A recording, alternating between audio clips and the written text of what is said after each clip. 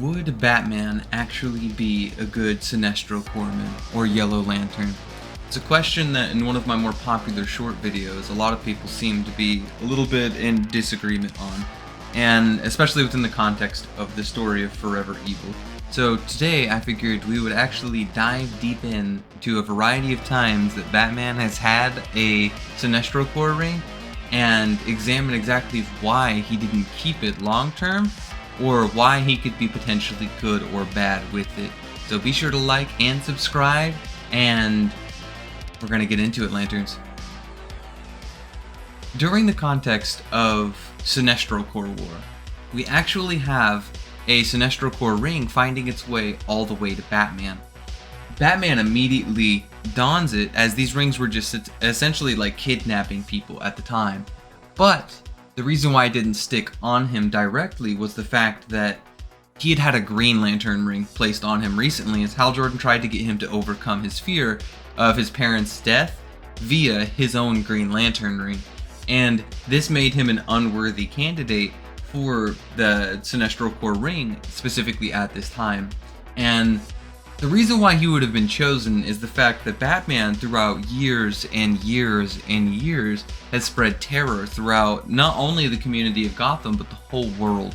The criminal underworld is terrified of somebody like Batman, which is exactly what makes him such a worthy candidate of being a Sinestro Corpsman, or a Yellow Lantern, if you will.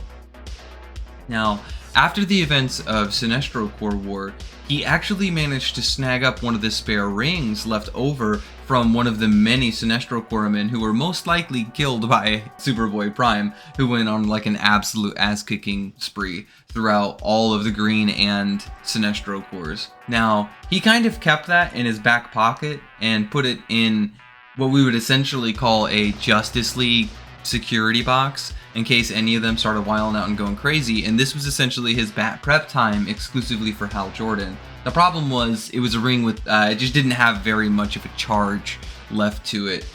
But he always has his bat prep time, and he's kind of leaning on this bad boy. So, when an alternative universe Justice League manages to attack pretty much everyone, and captures the whole Justice League and places them inside in the Firestorm Matrix, he dons this ring in order to fight the Power Ring from that alternative universe. And this is a really interesting interaction, because Power Ring is powered by fear, the fears of the user. So him putting on this ring within the context of this conversation, even though it's at a very low charge, should have super amped Batman to an extreme degree. But we kind of notice that he just gets styled on really hardcore, and then the ring is almost immediately destroyed, which is pretty unfortunate.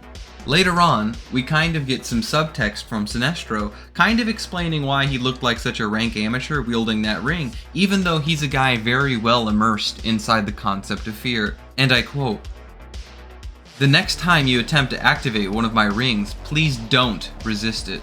It leaves the ring and yourself vulnerable.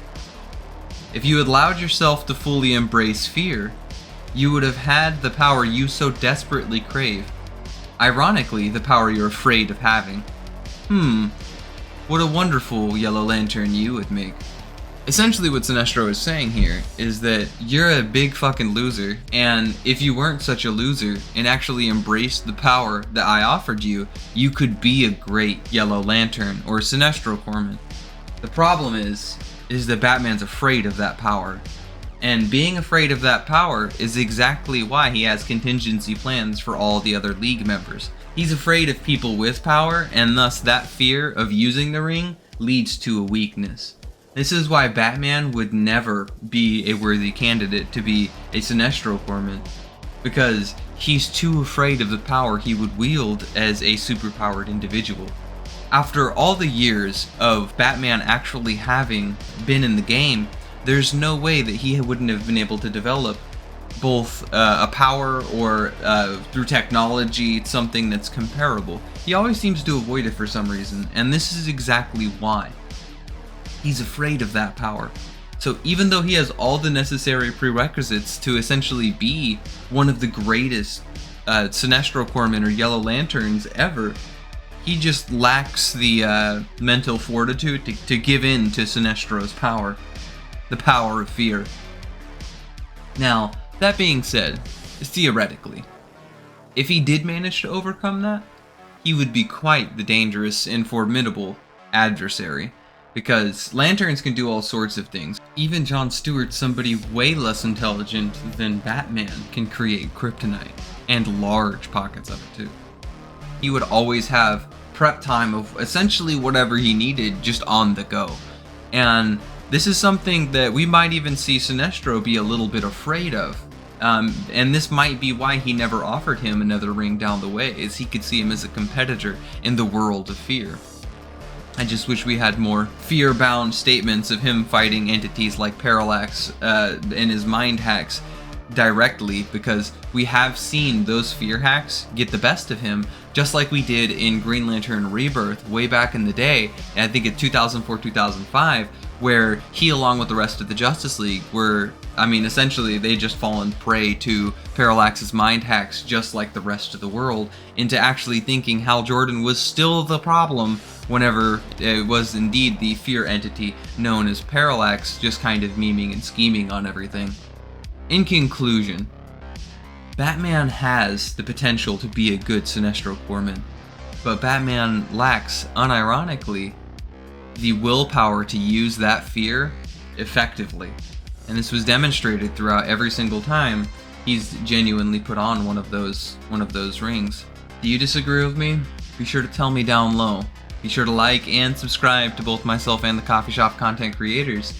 And we'll see you next time, Lanterns. Later.